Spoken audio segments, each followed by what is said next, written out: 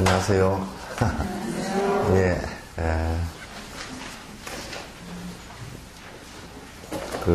오늘은 2장부터 이제 할 거거든요. 그래서, 좀 2장에 들어가기 전에, 먼저 한 가지 좀 정리를 하고 들어가면 좋겠다 싶어서 먼저 이제 하나 정리를 하고 이렇게 들어가도록 하겠습니다.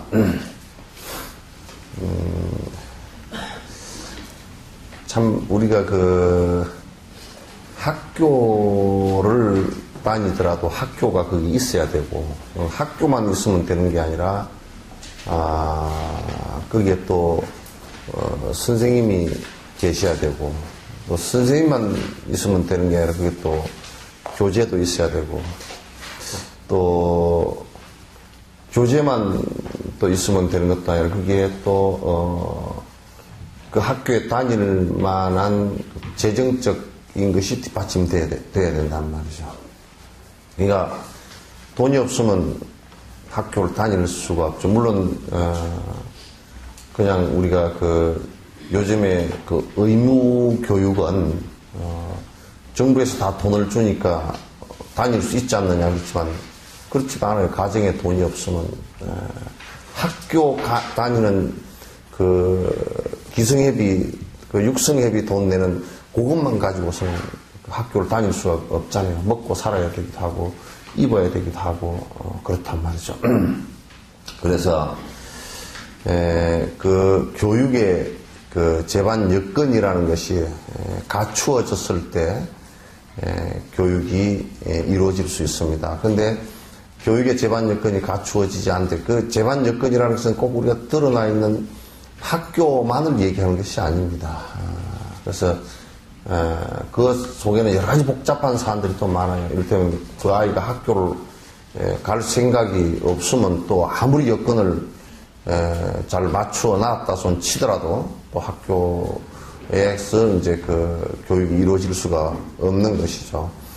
따라서 이제 수행을 하는데도 그냥 우리가 그냥 수행하면 되지 공부하면 되지 그렇게 간단하게 생각을 하기가 쉽습니다. 그래서 여러분께서 만약에 집에서 기도만 한다고 하더라도 일정하게 집이라는 공간이 그렇게 수행적으로 갖추어져 있는 공간이 아니기 때문에 상당히 어려운 측면들이 많아요. 일정하게 시간 내기도 어렵기도 하고, 또 이제 가족이라는 에어리어가 보호막이 될 수도 있지만 또 한편으로는 수행하는데 굉장히 거추장스러운 그런 모습도 있죠. 그죠? 애가 운다든지 또는 가족 사이의 여러 가지 일들이 수행에 적합지 않은 부분들이 굉장히 많이 있죠.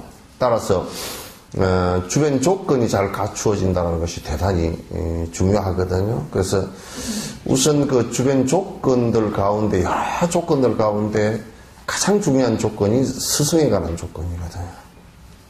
특히나 이제 수행을 하는데 뿐만 아니라 일반 우리가 교육을 하는데도 선생님의 조건이라는 것이 가장 소중합니다. 그래서 학교에서 학교 교육을 시킬 때 제일 먼저 국가에서 생각하는 것이 교사를 양성하는 대학을 갖다가 만들 수밖에 없어요. 그래서 사실 학교 시설보다도 먼저 염두에 두는 것은 인적 재원의 확보이거든요. 그건 학교에 교사가 없이는 아무리 시설을 잘 해놓고 여러 가지 조건을 갖춰 놨다손 치더라도 학생이 있다손 치더라도 선생이 없으면 안 되거나 선생이 또 질이 낮을 경우에는 그건 굉장히 어렵게 되는 경우가 많죠. 그래서 특히 수행을 하는 것은 하다가 우리가 아니면 말고 이렇게 할 수가 없는 거예요. 이게 하다가 이거는 아니면 다시 해보세요 이렇게 할 수가 없는 것이기 때문에 또 수행을 하는 것은 정신적인 데 영향을 굉장히 깊이 주고 정신의 변화를 주는 곳이기 때문에 잘못된 그 길을 갔을 경우는 그 돌이키는데 굉장히 시간이 오래 걸리고 상당히 심각해지는 문제가 벌어지기 때문에 스승에 대한 그 문제가 가장 큰 사실은 그 문제가 되고 또 문제가 될 수도 있고 또 잘 만났을 경우 굉장히 빠른 수행의 그 길을 갖다 접어들 수 있는 그런 계기가 되는 것이죠. 제가 이제 그저께인가 저 어디 외국에서 전화를 받았어요. 그래서 아마 이 법회 보는 것에 인터넷에 들어왔다가 아마 호주에선가 전화가 왔어요. 그래서 야 이게 참 멀리 나가기도 하지만은도 좀 문제가 있는 부분도 있다 이제 이 생각이 들었는데, 그래서 그분이 옛날에 그 아주 화두선을 해서 깨쳤다고 하는 사람의 제자라고 이제 하면서 이제 얘기를 하는데 굉장히 횡설수설을 해요. 엄청 횡설수설하고 화두선을 했다는 사람인데 한 50년 동안 했다는데 횡설수설 하는 정도가 아니야. 그래서 내가 국제전화 온걸 한 30분 받고 있다가 나중에 통화하자 그러니까 당신하고는 인연이 아니구만 하고 딱 끊어버리더라고. 참 정신이 제대로 붙어있는가. 어쨌든 간에 잘못 하게 되거나 스승으로부터 잘못 배우는 것도 큰 문제거니와 또 제자로서 그걸 잘못 받아들이는 것도 굉장히 큰 문제이고 그래서 이건 스승을 어떻게 모실 것인가. 스승이라고 그러면 이제 근원적으로 근본 스승이 이 가르침을 처음 스타트해 주시고 실제 열어주신 서가모니 부처님과 또 그 수행법을 따라서 아라한들 뿐만 아니라 소승의 아라한들 뿐만 아니라 대승의 보디사트바 등 또는 금강성이라든지 조사선의 근대 스승들의 가르침을 갖다 우리가 바로 받아들이는데 우리들의 자세는 어떻게 해야 될 것인가 라는 거예요. 바로 받아들이는데 우리들의 자세가 어떻게 돼야 바로 받아들일 수 있을 것인가 라는 거예요. 우선 이제 가장 중요한 것은 일반 선생님들하고는 달리 일반 선생님들은 우리에게 가르치는 것은 지식이나 또는 어떤 생활상 삶의 어떤 방법들을 가르치는 것이 되겠지만 그러나 이 스승의 성자들은 인간이 가야 될 궁극적인 행복의 길을 갖다 가르쳐주는 것이고 또 거기에서는 조금치도 거짓이 없어야 돼요. 조금치도 거짓이 있으면 거기에 도달할 수 없기 때문에 성자라는 분들은 한결같이 이제 우리 불교식으로 얘기하면 금구성은 그래서 금의 잎과 같다. 비유해죠. 그래서 입에 왜 금과 같으냐? 금과 같은 말씀을 하기 때문에 그렇다. 금과 같은 말씀이 뭐냐? 그건 거짓이 없다라는 뜻이에요. 진실된 것만 말씀을 하신다.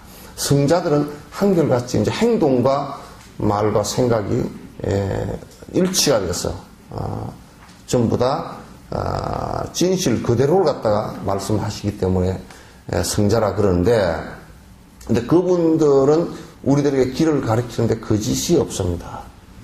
마치 의사가 환자를 치료할 때 거짓을 하지 않듯이 최선을 다해서 원인을 밝히고 그걸 치료하기 위해서 최선을 다해서 노력하듯이 그와 같습니다. 따라서 스승들에 대한 우리가 자세가 어떻게 해야 되는 어떠냐에 따라서 이제 우리가 법을 받아들이는데 또 수행을 하는데 굉장히 중요한 토대가 되기 때문에 이 부분을 좀 짚고 넘어가 주면 뒤에 이게 그 참회품을 하는데 굉장히 안에 그 내용들이 주로 담겨져 있기 때문에 이제 굉장히 중요합니다. 한국에서는 제가 이제 농담 삼아서 그런 얘기합니다. 스님 절에 놀러 올게요. 그러면 놀러 갈게요. 그러면 나는 깽가리 갖고 오라 그래. 장구라. 그래서 이게 말 자체가 굉장히 잘못돼서 저래 놀러 오는 것이 아니에요, 저래는. 뭐, 국립공원 뭐, 그래가지고 자꾸 이제 뭐 입장료도 받고 뭐 어쩌고저쩌고 하니까 그건 놀러 오는 것인 줄 아는데, 놀러 오는 것이 아니에요. 전에 우리가 출가했을 때 그때 한참 막 국립공원 초기에 만들고, 거기에 사람들이 이제 산업화가 되면서 이제 막 진짜 어디로 관광지 그러면 절 전부 다 그렇게 되어 있어가지고 참 재미난 일들이 아니라 아주 괴로운 일들이 많이 벌어졌어요. 그래서 이제 절 밑에 오면, 그 사람들은 저녁에 와가지고 새벽 3시까지 놉니다. 절 밑에 술 먹고 그냥 난장판 치고 놀아요. 놀고 이제 우리가 새벽 3시에 일어나서 도랑 식으면 저희들이 시끄럽다고 항의하러 올라옵니다. 그랬던 때가, 우리가 자기네들 잘라 그러는데 도랑 식은데 목탁 소리 때문에 못 자겠다고 이제 항의하러 올라와요. 그래서, 절은, 관광지가 돼서 뭐 놀러 온다거나 또, 절에 와서, 각종 삿된 것들을 물어보고 하는 상황들이 많이 벌어지고, 그러니까, 앞으로 운명에 관해서 묻는다든지, 뭐 이제 사주관상을 묻는다든지, 이 사업을 하면 될지 안 될지 묻는다든지. 그래서 내가 어떤 때는 그런 얘기를 해서, 스님 이 사업을 하면 되겠습니까? 안 되겠습니까? 그래서 내가 물어본다고. 내가 그걸 알면 내가 사업에서 돈 벌겠어, 그냥. 그래서 그런 걸 물어본. 그런 것들을, 법이 아닌 것을 대부분이 우리 지금 한국 신도들은 법이 아닌 것을 물으러 다녀요. 또 법 아닌 것을 갖다가 요구하고 또 법이 유통되는 장소에 법이 유통되지 않게끔 하는 것이 이제 지금의 실태라고 해요. 굉장히 심각한 문제지, 그게. 그래서 요 얘기를 갖다 이렇게 이제 짚어 나가는 것이 중요하다. 그런데 스승을 모시는 방법은 한마디로 딱 축약해서 공양이에요. 공양을 어떻게 할 것인가라는 것은 이제 좀 더 이게 지금 참여하는 여기 부분에 그 공양의 여러 가지 방식들이 이제 나오는데, 공양이 도대체 뭐냐? 한국에서는 공양이라고 할 때는 지극히 부처님에게 불보살에게만 올리는 것으로 되어 있어요. 그러니까 불보살에게만 올리는 것으로 되어 있고, 또 불보살에게만 올리는데, 그것은 불보살을 마치 부처님이나 보살님들을 마치 신이나 또는 어떤 신적인 대상으로만 여기고 거기에 마치 공물 올리듯이 올리는 이런 샤머니즘적이나 미신적인 경향들이 굉장히 심해요. 이것은 이제 그 원인이 우리 스님들한테 있어요. 스님들이 스스로 공양받을 만한 자격을 많이 상실했기 때문에 마치 부처님에게 공양을 올리는 것을 갖다 탁자밥 우리가 내려먹는다 이렇게 생각했어요. 굉장히 심각한 문제예요. 탁자밥을 내려먹는다는 것은 부처님 탁자에 올려놓은 공양을 우리가 받을 만한 자격이 있어서 받는다라는 의미가 되는데, 이게 잘못 왜곡되어 있어서 굉장히 이 공양법 자체도 말법으로 이렇게 이제 치달아지는 아주 좋지 않은 모습이 되어 있어요. 그래서 이제 공양이라는 것은 뭐냐면, 공자는 이제 밭을 공자죠, 그죠? 양자는 기를 양자인데 이게 뭘 뜻하느냐면 생활을 하게끔 해드린다라는 뜻이에요. 기를 양이 뭐 기른다라는 뜻으로 뭐 좀 무슨 뭐 동물을 기르고 이런 뜻이 포함되어 있는 것 같지만도, 그러나 이거는 생활할 수 있게끔 해드린다. 근데 왜 생활할 수 있게끔 해드려야 되느냐는 거예요. 왜 생활할 수 있게끔 해드려야 되느냐. 우선 기본적으로 출가라는 것에 대한 이해를 하는 것이 중요하다. 출가라는 것은 뭘 뜻하느냐면 욕망적인 자기 욕심을 위한 생활들을 하지 않는다는 뜻이에요. 할애 출가라는 거잖아요. 그러니까 자기가 애착하는 대상이 있거나 애착하는 내가 있는 것이 아니라, 그러니까 다시 얘기해서 내가 애착하는 것을 얻기 위해서 부단히 노력하는 것이 아니라 출가라는 것은 그걸 끊겠다라는 뜻이 들어있어요. 그래서 무소유가 기본적이에요. 소유하지 않는 것이 기본이란 말이에요. 그러니까 비구계를 받은 사람들은 장사를 못하게 돼 있어요. 장사를 못하게 돼 있습니다. 그러니까 우리가 이런 얘기 하잖아요. 예를 들면 납골당을 했다. 납골당 하나 납골하는데 뭐 500만 원, 300만 원 받는다. 그게 장사냐 장사가 아니냐. 이 이윤을 남기기 위해서는 장사입니다. 그럼 비구로서는 못하게 돼 있어요. 그러니까 우리가 돈을 벌기 위해서 장사를 한다든지 그런 활동 자체를 갖다 못하게 해놨단 말이야. 그런 걸 하기 위해서 출가를 해서 또는 출가를 해서 또 그런 걸 하기 위해서 노력하는 것 자체를 갖다가 성단은 그걸 못하게 해놨어요. 그게 비구예요. 그래서 머리 다 깎고 무소유의 생활을 갖다 할 수 있게끔 자기 소유를 할 수 없게끔 해놓은 것이에요. 왜 그렇게 했느냐? 그래야만이 욕심을 빨리 떨치는, 그래서 바른 성자의 길을 갖다 갈 수 있기 때문에 그렇게 해놓은 거란 말이에요. 그럼 그 사람들은 어떻게 살아야 되냐? 기본적으로 먹고 사는 건 먹고 살아야 된다. 그렇잖아요. 그죠? 기본적으로 먹고 살아야 되는 건 살아야 돼요.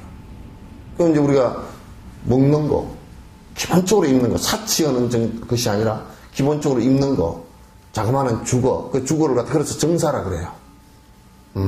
수행자들이 사는 욕심을 부리는 것이 아니라 욕심을 떨친 사람들이 생활하는 공간이라 그래서 그건 깨끗한 곳이라 그래서 깨끗한 집이라 정사라 그런단 말이에요. 요즘은 절들이 굉장히 욕심이 안에 더덕더덕 붙어있는 욕심을 절의 건물이나 절의 어떤 것들을 통해서 얻으려고 하는 그런 부분들이 많이 있어서 굉장히 그 본래 취지에 어긋난, 그래서 또 절들을 많이 팔고 사는 이런 형태들도 결국은 이윤을 취하기 위해서 하는 것이기 때문에 절의 모습들은 아닙니다. 따라서 스님들은 시주의 공양에 의지해서 살아요. 이게 이제 기본입니다. 나는 여기에서 강의하고 법문을 할 때도 요런 원래 취지대로 우리가 좀 돌아가서 살았으면 좋겠다.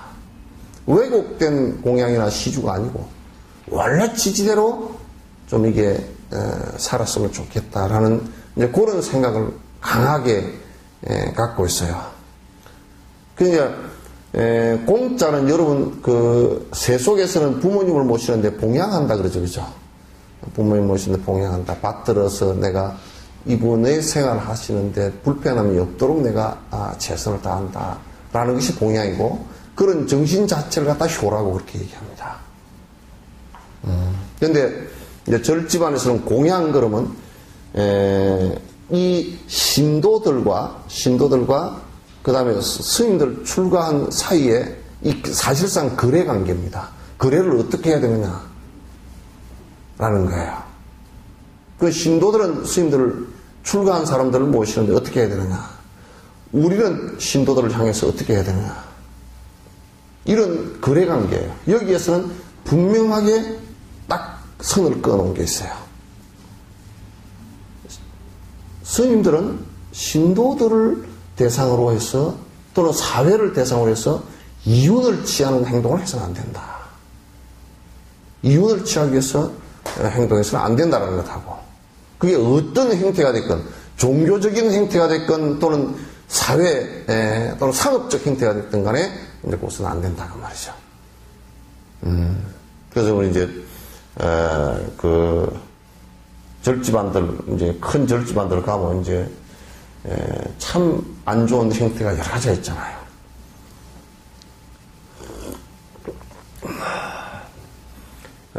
차라리 그냥 물건을 팔아서 이윤을 취하는 것 같으면 뭐 그래도 그건 세속적으로는 좀 봐줄만 하죠.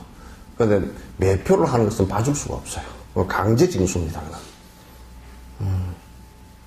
절집안에서는 해서는 안 되는 일이죠. 그리고 안에, 절집안 안에 여기저기에다 전부 다 찻집 만들어서 돈 받고, 뭐, 불교 용품 해가지고 또 돈 받고, 또 요즘에는 물장사까지 한다 그러더라고요. 나는 물 장사 안 하는 걸 자랑으로 생각했거든. 조계종에서는 저를 좋은데 찾고 앉아서 물이 좋은데 다들 누구나 와서 찬물 한 모금 마실 수 있으니 그 급수공덕이라는 게 크구나. 솔직히 나는 관광 온 사람들 그 물 정수를 잘 해가지고 물병에다 담아서 한 병씩 다 놓아줬으면 좋겠다. 이런 생각을 했는데 요즘에는 어디서 물 장사를 한다 그러더라고요. 그건 어쨌든 안 되는 일들입니다. 그건 거래관계에서 벌써 틀린 거래관계예요. 그래서 우리가 삼륜청정 그런 얘기 여러분 많이 들어보셨죠? 초발심장에 삼륜이라는 것은 세 가지가 그냥 깨끗해야 된다. 주는 자도 이 공양을 하는 사람들도 보시를 하는 사람도 마찬가지로 절대 자기 이익을 취하기 위해서 돈을 주거나 무슨 물건을 하거나 또는 절을 지어서 그 공양을 하거나 하는 것들이 이익을 취해서 하는 것이면 그건 뇌물이지 실제 공양이 아닙니다. 그렇잖아요. 그 다음에 받는 사람도 자기 이익을 위해서 무슨 수단을 부려가지고 받거나 또는 그걸 받아서 차곡차곡 쌓아서 다음에 뭘 한다거나 이것은 기본적으로 있을 수 없는 일들이에요. 그 다음에 안에 거래되어지는 안에 돈이나 물건들도 그것이 부정적인 것이 훔쳐가 했다거나 또는 무슨 이잣돈을 놓은 걸 가지고 이자를 갖다 고리대금을 거는 사람이 고리대금을 이자를 많이 받아가 남한테 가난한 사람한테 뜯어가지고 나는 보시해야 된다, 공양해야 된다거나 그 어떤 사람이 그러더라고. 선생님 이번에요 이자가 좀 비싸게 나오고 주식을 투자했는데 조금 될 것 같아요. 그러면 보시할게요. 나 보시할 소리 안 해. 그런 것은 옳지 않단 말이야. 그래서 공양하는 돈과 받는 사람과 이게 주는 사람이 그건 아무런 이해관계가 없이 나는 오로지 내 정신적인 것을 밝히기 위해서 내 행복의 근원을 갖다 밝혀가는데 스님들이 공부 열심히 해서 그 법을 전해 주십시오 라는 의미에서 하는 거예요. 그러니까 스님들 보고 만약에 장사를 하게끔 하고 일본은 지금 그렇게 되어 있습니다. 일본은 스님들이 전에 텔레비에 나왔는데 보니까 난 깜짝 놀라서 바텐더 그런 사람도 있습니다. 바텐더가 뭐지? 술 이렇게 하는 사람 요거 하는 사람이지 술 담아가지고 요거 하는 사람이지 그거 하는 사람도 있어. 주지가 별쭉스럽게 별걸 다 하고 있더라고. 그래서 그건 직업을 스님들은 못 갖게 하는 거죠. 직업도 없습니다. 그래서 나는 우리 거기에 신상명세 쓸 때 직업만 쓸 때는 무직거리나요. 난 직업이 없어. 고정적으로 월급 받는 데도 없고 또 그걸 우리가 통해서 먹고 살라고 이윤을 취하는 도 나는 없기 때문에 무직거리나. 그래서 그러니까 그 옆에 사람이 그러더라고. 승려라고 쓰네. 승려는 직업 아니야. 내가 하고 싶어서 승려니까. 직업 아니야. 그건 돈도 받는 것도 아니고 뭔 직업이냐고. 아니라 그래서 나는 그래서 여태까지 무직 그렇게 많이 써놔요.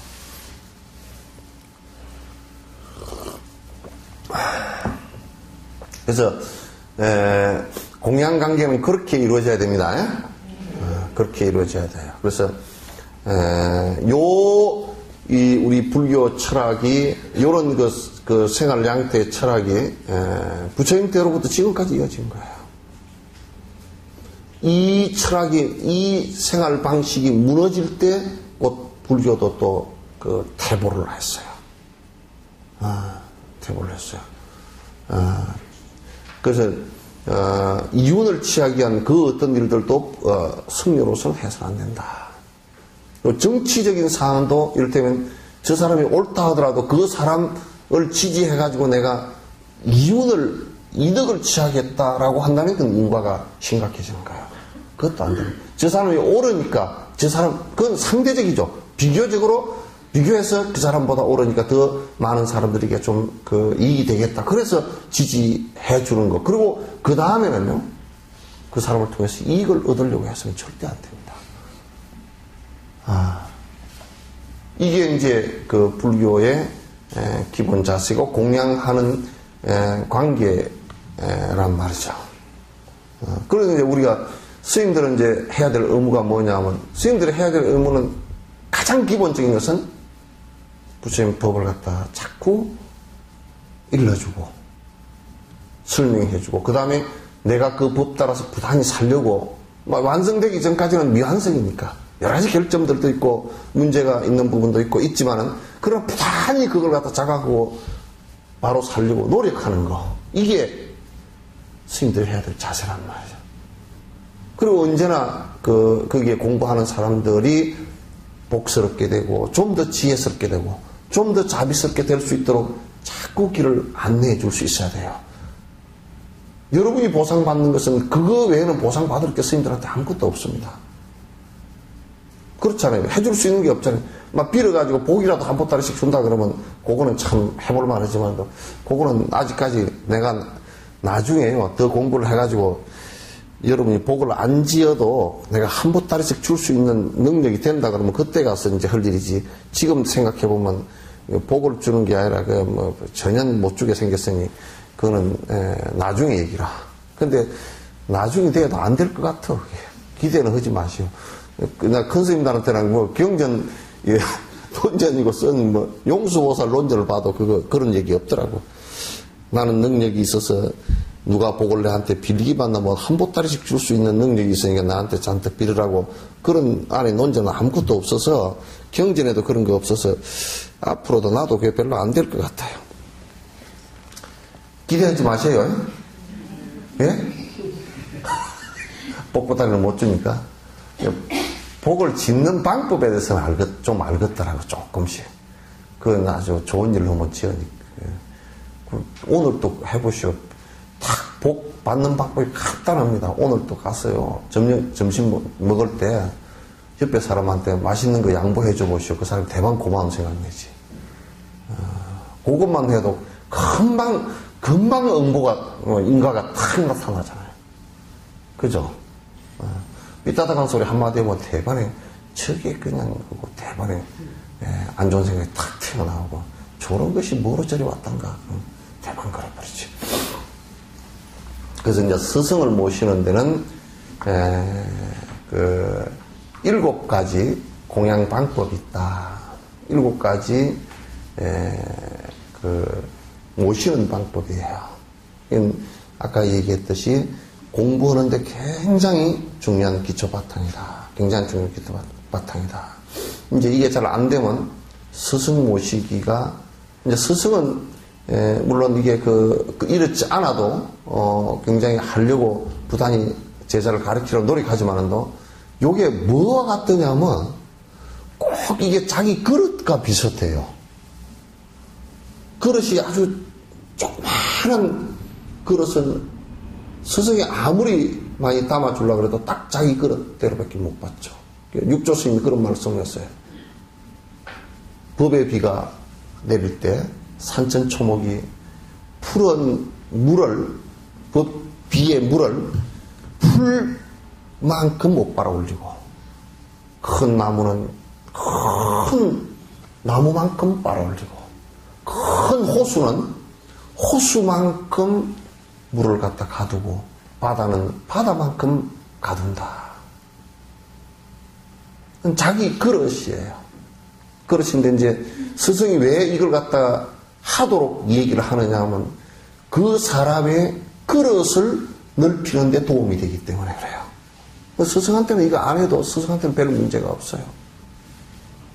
아주 가난하게 살아서 아주 그냥 배를 쫄쫄 곪고 살아도 스승 된 자는 그걸 인내할 만한 힘이 다 있습니다.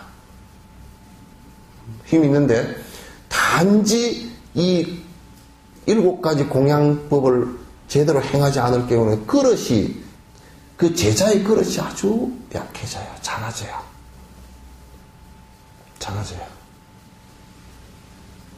내가 이런 얘기를 자주 합니다. 전에는 내가 옛날에는 신도인들이 와서 절을 하면 절을 받기가 싫어. 노인네들 와서 절하는 것도 받기도 싫고, 그래서 이거 하지 마시오. 제발 좀 하지 마시오. 내가 자꾸 말렸어. 그리고 내가 절을 하려고 그러면 일어서서 그냥 나오기도 하고 그랬는데, 그런데 요즘에는 절을 잘 받아요. 이제 요즘에는 내가 이제 절을 받아야 되겠다는 생각이 있었어요. 받는데 왜 받느냐면, 절을 안 받으니까, 이게 절 흐는 사람이 자꾸 암환이 안 꺾여. 암환을 꺾어주면 꺾어줄수록 저를 흐는 사람에게 이익이 되더라고요. 만약에 내가 내 스스로를 이렇게 가만히 생각해 놓고 볼 때, 이거 절을 받으면서, 야, 내가 잘났으니까 받는구나. 이 생각이 요만큼이라도 안에 있나 하고 이렇게 보니까, 그건 없어요. 오히려 부끄럽고 이런 생각이 더 많이 일어나지. 일어나는데, 그런데, 절을 갖다가 하는 사람이 보니까 이익이라. 내가 쏙지만 않는다면. 또 어떤 분은 와가지고, 스님, 절 할까요, 말까요? 그래서, 그럼 꼭 니 알아서 해라. 니 알아서 해라. 그래. 쥐 알아서 올리지, 내가. 근데 또 어떤 사람은, 암환이 좀 있는 사람은 꼭 하라고 내가, 절 할까요? 어쩌고, 뭐뭐뭐 하면 꼭 하라고 내가 말도 안 하고 버티지. 하라고 버텨. 왜냐면, 우리가 세속에서도 인사 잘해서 욕먹는 법은 없죠, 그죠? 인사 잘해서 욕먹는 법은 없어. 인사 잘하면 하여튼 여러 가지 이익이 많아. 여러분 학교에 다닐 때도 선생님한테 인사만 잘해도 학점이 올라가. 똑같은 B학점 주려고 그래도 인사만 부지런히 잘해도 하여튼 A 학점은 준다고. 지 잘났다고 인사 뻣뻣하게 안 하고 다니면 A 학점 줄 것도 C 학점 정도. 저거는 벌써 인성이 못 돼서 그러고 안 준다고. 그래서 요즘에 나는 꼭 절을 갖다 내가 꼭 버팅기고 잘 받아요. 받아서 항상 생각하지. 그때 절을 받을 때 나는 무슨 생각하느냐면 가만히 있어. 혹시 내가 잘났다고 하는 생각이 조금 있나 하고 들여다보고, 이 절하는 공덕이 저 사람이 하심이 돼서 정말 좀 복스럽게 됐으면 좋겠다. 하심되는 게 너무 좋은 일이거든. 됐으면 좋겠다. 그 다음에 하나는, 조그마한 공덕이 있다 그러면 열심히 여러 사람에게 전부 다 회양됐으면 좋겠다. 이제 이 생각을 해요. 그래서, 이제, 이런 일들도 역시나 공양법 중에 하나인데, 첫 번째, 7가지 가운데 첫 번째가 정례지라 그래요. 인사하는 거예요. 절하는 거예요. 전에 내가, 아주 처음에 출가해가지고, 내가 누구한테 물었는가 몰라 하여튼. 왜 절이라 그럽니까? 왜냐면, 서양에서는 성당 가서 템플 그러고, 이제 또, 인도에서는 쌍가람 그러거든? 쌍가람 그러고, 또 그걸 번역을 해서 정사 그러기도 하고, 또, 티베트는 곰파 그러기도 하고 그러는데, 우리는 중국에는 절사자 쓰잖아요, 그죠? 근데 우리는 절 그리나. 절이라는 말이 없더라고. 순수 우리 말인 것 같아. 절을 왜 절이라 그럽니까? 절을 많이 해서 절인가 보다고. 그래서 나 지금까지도 그렇게 알고 있어요. 지금까지도 절을 많이, 처음 가면 무조건 절을 해야 되니까 그 절인가 보다. 그런 생각을 하는데, 어쨌든, 스승을 모시는 데는 제일 첫 번째 공경하는 첫 번째 내가 의사를 표시하는 것이 절이에요. 아시겠죠? 이건 세속에서 다 마찬가지죠? 어른에게 제일 먼저 당신 연세든 선생, 먼저 태어나서 먼저 사는 것에 인생 먼저 선배에게, 그게 부모가 됐건 무슨 선배가 됐건 간에 인생의 선배로서 내가 예를 올립니다 하고 인사. 그럼 인사법이야 요렇게 올리고 묵례를 하건 무슨 합장을 하고 근데 큰절을 하건 간에 상관없어요. 근데 이 절하는 법은 세속법은 유교에서 참 잘 해놨어요.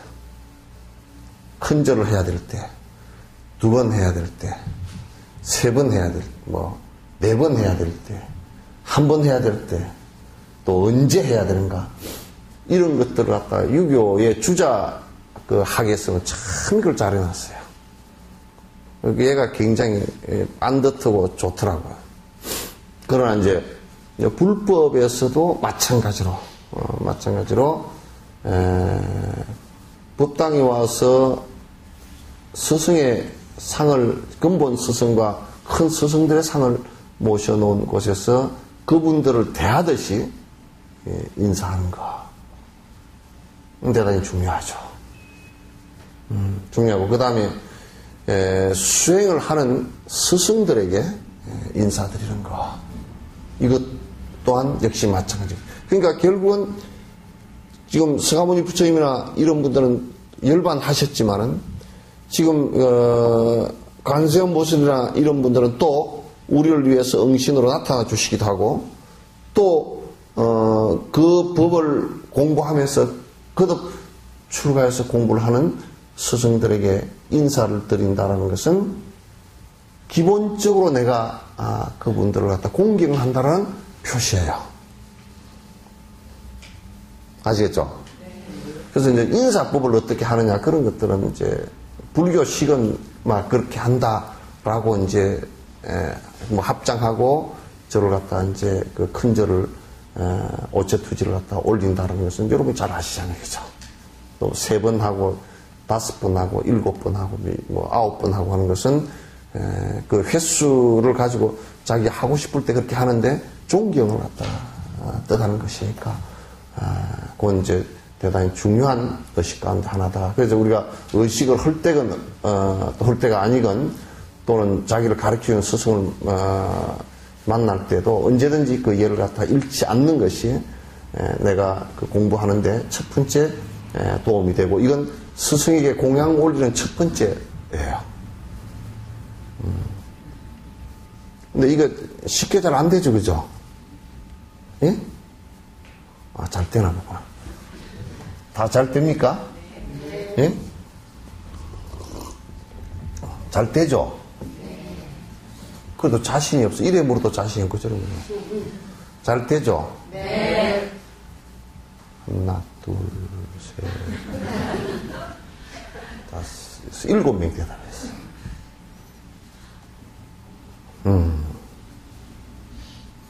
그래서 첫 번째가 정례지예요. 정례하는 공양법이다. 공양법이다.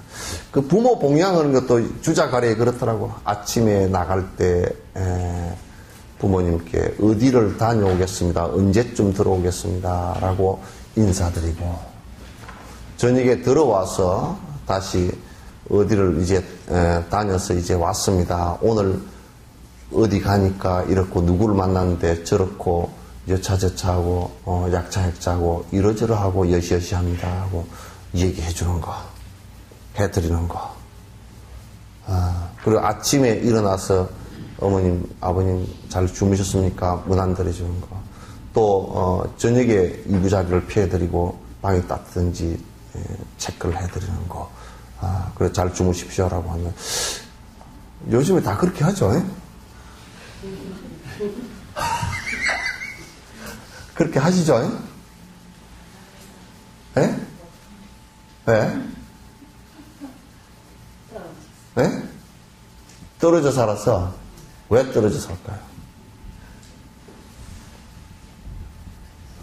같이 못 살아서가 아니라 같이 안 살아서 그러겠죠. 안 산 거고 못 산 거고 좀 틀립니다. 그죠? 같이 살 수, 남북한이 갈려서 같이 살 수 없어서 그렇습니다. 그게 아니고 같이 살지 안 해서 내가 같이 안 살라고 그래. 그러니 아침 문안도 못 드리고, 그 다음에, 그러니까 다음에는 공양도 못 해, 봉양도 못 해, 밥도 못 지어드리고, 옷 빨래도 못 해드리고, 아무것도 못 해드리고. 그렇잖아요, 그죠? 그러니 그걸 뭐라 그래요? 불효 막심한 놈이라 그러지. 불효 막심한 놈이라 그러지. 그러니 엄마 아빠를 존경할 수 있는, 존중하고 은혜에 감사할 수 있는 마음이 어디로 도망가 버리고 없으니까 이제 지 자식도 잘 배우겠지. 지 자식도 그걸 잘 배워서 엄마 아빠를 갖다가 봉양할 생각을 갖지 않겠죠. 엄마도 그렇게 살았잖아. 그러겠지. 아빠도 그렇게 살았잖아. 그럼 그 집안이 무슨 집안이 되겠어요? 콩가루 집안이 되는.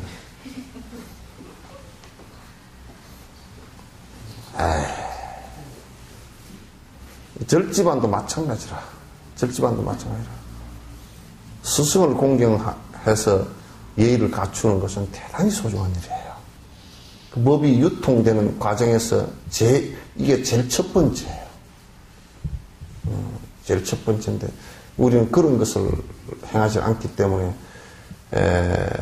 무슨 법을 설사 설법에서 배운다 손 치더라도 그걸 실행하는 능력들이 굉장히 힘이 약해져 딸려버려요.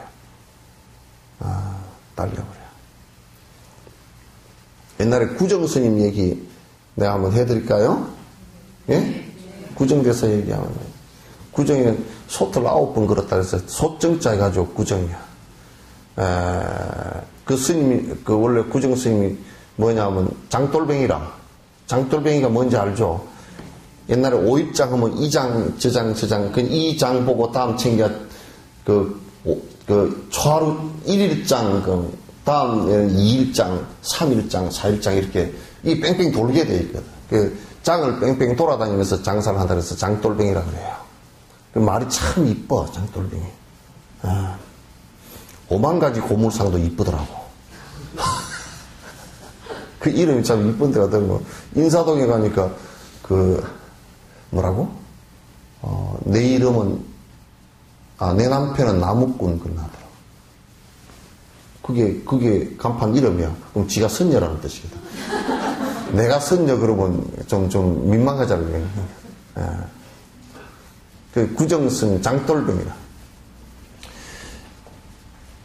이 장을 마치고 다음 장으로 옮기는데 어떤 스님하고 그 장돌뱅이들하고 같이 이렇게 행로를 하게 됐는데 가다가 보니까 그 스님이 옷이 다 누대기가 돼가지고 달달 떨고 간단 말이야. 그래서 좋은 비단하고 소음을 갖다 드리면서 옷 한 벌 해보시라고 드렸단 말이야.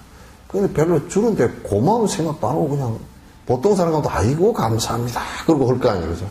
고마운 생각도 별로 없이 또 이렇게 그냥 받아가지고 걸망에다 턱 넣고 아무 말도 없이 같이 방향으로 걸어가.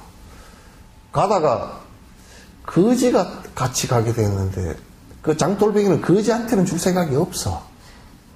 근데 이 스님이 자기 받은 걸 갖다 또 아무 거 없이 네 옷 입으라고 주는 거야. 그 같은 길을 가면서 가만히 생각해보니까 야, 저 양반은 욕심이 하나도 없구나. 그 비단 옷을 좋은 걸 하나 줬는데 지 옷 입으려고 딱 그냥 걸망소에 넣어가지고 갖고 갈 줄 알았는데 아유, 그 거지한테 주고 마는구나. 나는 거지한테 줄 생각이 없었는데. 그래, 그 자리에서, 저 양반한테 좀 법을 좀 배워야 되겠다고. 제가 좀 스님 따라가서 제자 좀 되면 안 되겠습니까? 대답도 안 해. 그래가지고, 그냥, 이제 나는 옆길로 가야 된다고, 우리 절로 들어가야 된다고 가더라는 거야. 가니까, 미처 이걸 정리도 못하고, 싣고 가던, 장돌뱅이에 싣고 가던 물건들을 그냥, 그따 길바닥에다 놔두고 급해서 따라가 버렸어. 얼마나 급했던지. 따라가니까 산을 몇 곡에 넘어서 이제 가서 조그마한 토구리 하나 있는데 거기에 가서 가니 그 스님 글로 들어가더래. 그 들어갔는데 제가 좀 공부 좀 배우려고 하니까 이슬람 대답도 안 하고 저기 부엌에 헛간이 있으니까 이슬람 있고 말라고 말고 방이 그것밖에 없다고 그런 거야. 나 같았으면 비과상에 나와버리지. 그 헛간에서 어떻게 돼.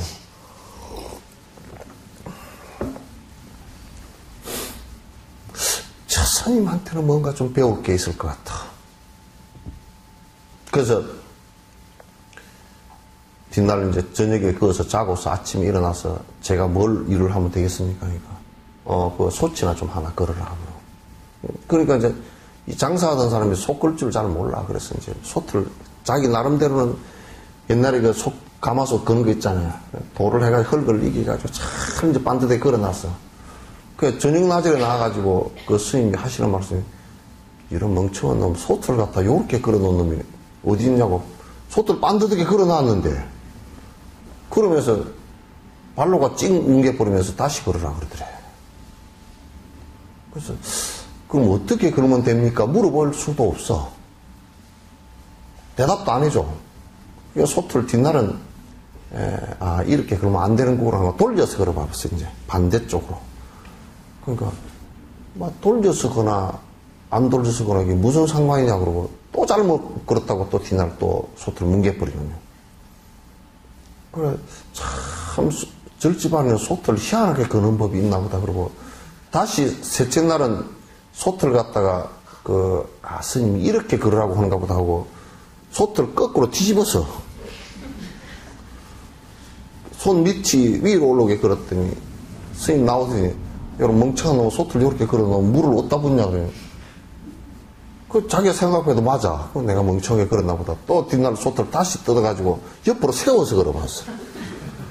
그래 하여튼 옆으로 세워 걷고 바로 걷고 걸고 뭐 이렇게 하다 9번을 갖다 걸었어요. 9번째 걸고 나오니까 스님이 방을 하나 주더라고. 제자로 있으라는 소리도 안 하고 그냥 걸어라. 그만 눈물 콧물 다 흘리고 이제 제자로 받아주시는가 보다고 그렇게 하고 이제 그날부터 이제 하여튼 스님 하는 대로 따라했어. 연부를 하면 무슨 소리인지도 모르고 그냥 중얼중얼 따라하고 뭘 하라 그러면 그냥 따라하고 아무 말도 안 하고 3년을 지내니까 그제서 이제 참선법, 선법을 하두를 하나 일러주더라고. 그러니까 이제 이 스님이 3년 지내고 나서 이제 하두법 개우, 이제 하두 하는 법 한 개 배웠어. 그 전에는 그냥 밥에 먹고 사는 거야. 하루 하두도 들으라는 대로 이제 들었어. 그 얼마 안 가서 내가 사라지는 경계가 왔단 말이야. 근데 우리 보통 생각하면 3년 그런 것을 안 배우고 있으니까 허송세월 같죠, 그죠? 아니에요. 그 앞에 그 스님께서는 이미 공부를 갖다 그 사람한테 혹독하게 시킨 거란 말이야. 소틀 9번을 걸게 했던 것은 그 사람 깊은 인내심을 갖다가, 깊은 인내심과 나를 따라서 공부하겠다는 것을 실험해 본 거지. 시험도 그런 시험이 없지, 이제. 상식적으로는 안 되는 시험이잖아요, 그죠? 인내심이 없으면 시험이 안 되는 시험이란 말이야. 그리고 3년 동안을 갖다가 내버려 둔 것은 세속에 이러저러한 잡대를 갖다 벗기는 거란 말이야. 산속에 한 3년 살고 나서 보면 아주 말끔하게 되거든. 나도 살아봐서 알지만 말끔해져. 단순해지고 말끔해져. 그때 화두를 들려주면 훨씬 공부하기가 쉽지. 공부 다 시켜준 거라고. 그 구정대사라고 아주 유명한 스님이셔 말이야. 그래서 그런 그 스승에게 공양하는 것이 그 구정대사 같은 경우도 처음에 정례지부터 시작이야. 아침 저녁으로 일어나서 인사드리고 보면 아무것도 아닌 것 같지. 그러나 깨침으로 들어가는 데는 그런 게 아니야. 그리고 지식적으로 가르쳐주는 것은 사실 몇 프로치가 안 되는 거라고 이게. 그래서 이 양반은 구정대사는 또 두 번째 공양지, 두 번째는 이제 공양이야. 공양이라는 것은 그 스님께서 그 경제 생활을 하지 않으시니까 기본적으로 살아갈 수 있는 몇 가지 아주 기본적인 것들을 갖다 해드리는 것을 얘기해. 옛날에는 이를테면 그 불을 밝히는데 등잔불 같은 경우도 자기 스승이 공부할 수 있게끔 등잔불을 갖다 다 기름 시주를 했어. 기름 시주를 다 하고. 그 다음에 스님께서 입으시는 옷 이렇게 시주를 하고 또 아프면 탕약 시주를 했고, 또 이렇게 깔고 왔는 자복 참선하실 때 열심히 해달라고 자복 시주를 하고, 이런, 그 다음에 쌀이나 이렇게 곡식, 이나 이런 것을 시주를 해서, 기본적인 것으로 살아갈 수 있는 것을 갖다가 이제 시주해서 공양하는 것을 갖다가 두 번째 공양지라고 해요. 첫 번째 정례지, 두 번째 공양지예요. 아시겠죠? 요게 지금 요즘에 뭐냐면, 성단에서 자꾸 공양을 강요하는 것이 들어있어요. 그건 안 됩니다. 절대, 부처님법을 못하게 되어 있어요. 그러니까, 이를테면 이게 참 좀 안 좋은 예인데, 자기 자신이 대단하게 무슨 수행을 해서 무슨 능력을 얻었으니까 자기가 기도를 해주면 영험이 있고 이런 식으로 자꾸 해가지고 그 주가를 높여가지고 또 책을 얼마를 써내고 뭔 얘기를 얼마를 어디서 얼마를 하고 이렇게 막 떠벌려가지고 그래서 나는 많은 그 주가를 높여서 많은 것을 갖다 얻어내서 부자로 살려고 하는, 그래서 명리를 높이려고 하는 이런 방식의 공양을 강요하는 것은 큰 제약입니다. 그거는 여러분께서 요즘에 근래 법정 스님 사신 것을 보면 승려로서 어떻게 살아야 되는가, 그러니까 잘 그 양반은 칼날같이 살아주신 분이에요. 성철 스님 같은 분도 칼날같이 살아주신 분이에요. 성철 스님도 심지어는 이쑤시개 있잖아요, 그죠? 그거 나무 함부로 버린다고. 그 나무를 많이 베가지고 이쑤시개를 만들어야 되니까 나무를 많이 죽인다고. 이쑤시개 많이 안 쓰시려고.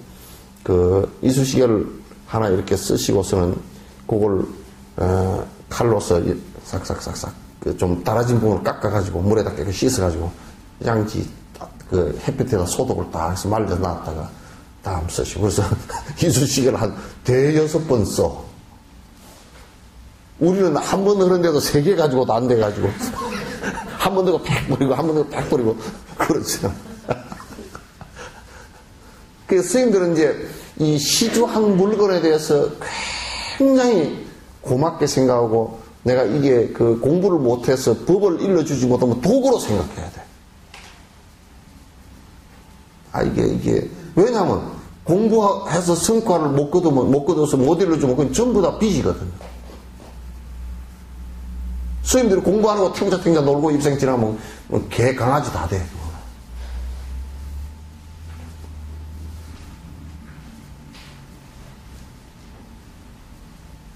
굉장히 무서운 겁니다. 서로가 아껴줄 수 있는 관계가 형성이 돼야 돼요.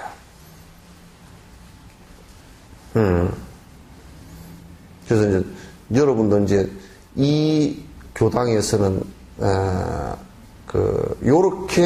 요런 생각을 가지고서 우리가 요 교단은 처음부터 그런 정신으로서 사람이 많이 모이건 적게 모이건 상관없이 이런 정신으로서 우리가 같이 살아줘야 교단도 살아나고 스님들도 공부를 열심히 하게 되고 여러분들도 복 있는 모습으로 바뀌어간다고요. 아시겠죠? 네. 자꾸 이런 얘기를 들어야 돼. 이런 얘기 다 들어보셨죠? 예? 들어봤죠? 예?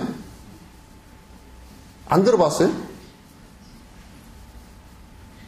아니, 얘기 솔직히 안 들어봤어요? 들어봤어요? 처음 들어. 이건 무슨 얘기야, 지금?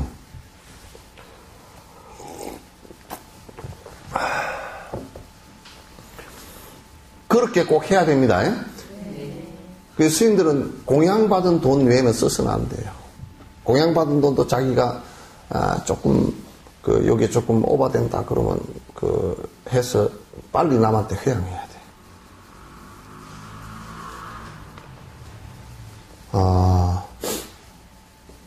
출가부는 원효 스님이 하신 말씀. 출가부는 시군자 수치로다. 출가한 사람이 주머니에 돈이 가득 있으면 출가 사문의 대수치다. 요즘에 차를 1억, 2억짜리 타고 다니면서 출가자가 수치스럽게 생각 안 하는 사람은 도덕성이 마모된 사람이라고. 망가진 사람이라고. 그게 뭐 지위가 높고 낮건 상관없다고.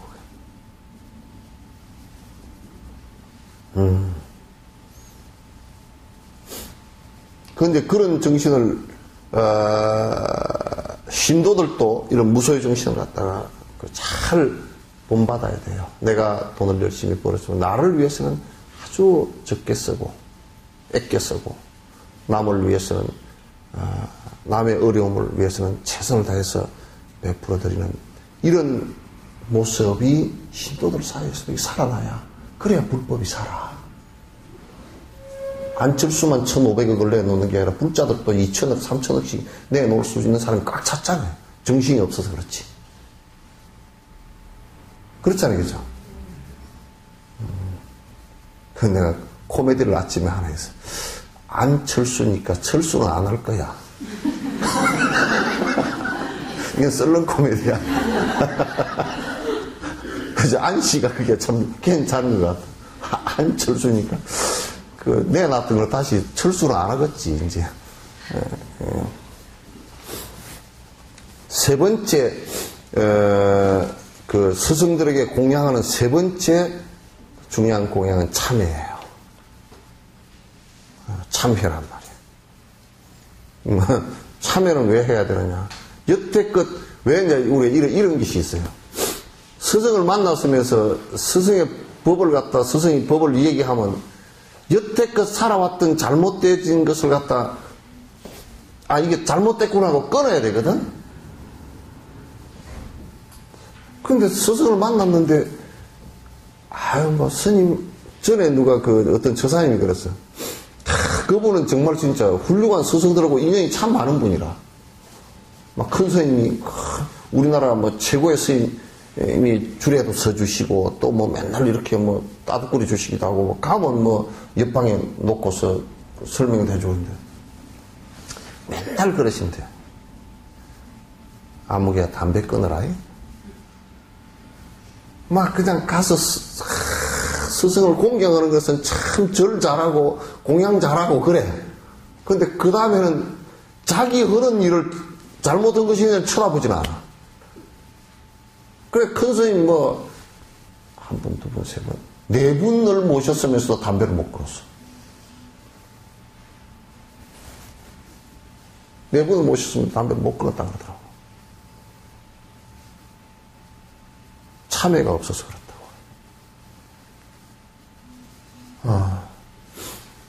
그 스승을 모시면서 본인이 잘못된 점을 갖다 참여하지 해서 근원적으로 참여를 해서 바로 살려고 하는 자세를 보이지 않으면 스승을 가장 욕되게 합니다. 불자들이 나 절에 다닙니다 그러고 나는 절에 다니는 불자다고 그러면서 세세생생 잘못한 것을 하다 참여하지 못한다면 불자로서는 굉장히 자격 성실이고 부처님을 갖다 또는 보살님들을 갖다가 욕되게 하는 것이죠. 그래서 세 번째 하는 것은 참회예요. 내가 불보살 전에서 여태까지 살아왔던 자세들이 잘 못되었습니다. 그럼 내가 바꾸겠다라는 참회가 일어나야 스승에게 가장 큰 공양 중에 하나가 된단 말이에요. 그래서 이제 티벳은 보니까 사과행을 그러니까 밀교 수행 들어가기 전에 네 가지 그 기본 수행을 시키는데 그 첫 번째가 하는 것이 이게 참회를 시킨단 말이에요. 10만 백원, 뭐 20만 백원. 그 티벳 사람들 전체 투지 시키잖아요. 참회를 갖다 시켜서 이때까지 살아온 그 삶의 자세가 행복을 갖다 가져올 수 있는 이런 것이 아니었다라는 것을 갖다가 다시 뒤집는 거란 말이에요. 참회하는 것이라는 것은 뭐냐면 참이라는 것은 끊는다라는 뜻이죠. 그죠? 끊어버린다는 뜻이고 회라는 것은 돌이킨다는 뜻이에요. 그러니까 다시 얘기해서 이걸 비유를 하자 그러면 이쪽 길을 가는 것이 잘못됐다 그러면 이게 서울로 못 가는 길이야 그럴 때는 수도해야 되잖아요. 수도하는 것을 갖다 참이라 그래요. 그럼 수도만 하면 그 자리에 서 있을 거 아니에요. 반대쪽 길이 좋은 길이 있구나 라고 볼 때는 돌아서 가는 것이에요. 그래서 육조선생님은 참회는 영단이라 그랬어요. 참회는 영원히 끊는 것이다 그런 뜻이에요. 우리가 술을 먹다가 술을 끊었다 그러면 진짜 참이 되는 거예요. 참이 되는 거예요. 그래서 이제 초말씀 자기에는 참회에는 이참과 사참이 있다 그래요. 이참은 뭐냐면 정신적으로 내가 그렇게 하지 말아야 되겠다라는 생각. 사참은 뭐냐면 행동으로도 그렇게 하지 말아야 되겠다. 그러니까 우리가 절을 하는 것은 내가 공경의 뜻도 있지만도 108배 참회를 한다라고 할 때는 사참으로 행동으로 내가 그렇게 하지 않겠습니다라는 걸 반복함으로써 마음으로도 그렇게 하지 않으려고 하는 의지가 생기게끔 하는 것이 이참이에요. 그래서 이치적 참회와 이치적 참회는 정신적 참회고 사참은 행동적 참회예요. 이참과 사참이 한꺼번에 같이 일어나야 돼요. 그러니까 우리가 애들 너희 잘못했다고 나무래잖아. 너 술 먹는 거 잘못했어. 이놈아 그러면 속으로는 그놈이 반발을 하면서 뭐 애들 요즘 술 먹는데 그러고 꾹 이러고 있다.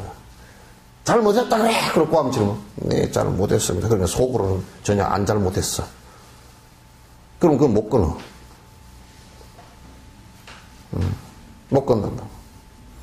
그러니까 이참과 사참이 동시에 일어나야 되는 거야. 그래서 불교에서는 이치적 참여와 그 현상적 참여를 같이 할 수 있게끔 전부 다 해놨어요. 이게 이제 참여를 해서 삶의 태도를 갖다 100% 바꾸어 나가는 그 자체를 갖다가 그 자체가 아주 중요한 수행 가운데 하나이기도 하고 그 수행 가운데서 그 수행이 부처님과 스승들에게 그 공양하는 것이기도 하다. 아시겠죠? 그래서 여러분이 108배를 할 때는 요즘에 108배 철이 지나갔어요. 철이 지나갔어. 108배 철은 입시 때 가장 많이 하더라고, 108배를. 그래서 입시 때 108배를 가장 많이 해서 저번 시간에 내가 얘기를 했지만,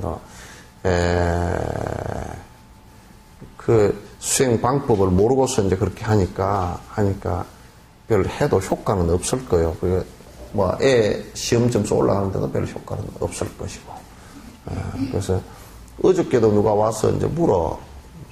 시험 기간 동안 108배를 했는데 효과가 있습니까? 없을까? 자기도 의심스러웠다고. 나도 의심스럽다 그랬어.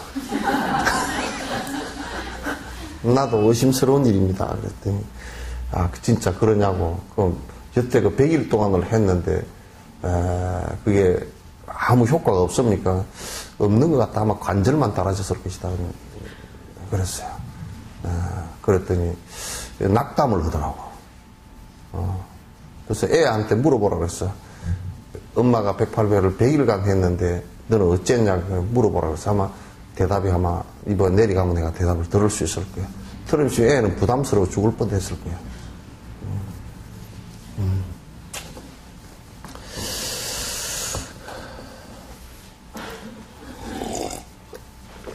그 다음에 이제 네 번째 공양이 수희지예요. 수희, 여러분 들어보시죠? 수희 찬탄과 수희 동참 들어보시죠? 그죠?